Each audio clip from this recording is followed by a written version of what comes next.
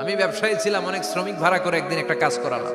সব শ্রমিকের টাকা দিয়ে দিলাম। এক শ্রমিক টাকা না নিয়ে ভাগলপুর কই যে গেছে নিজেও জানি না। ওর টাকা আমার কাছে রয়ে গেল। এই শ্রমিককে আর টাকাটা বুঝাই দিতে পারি নাই।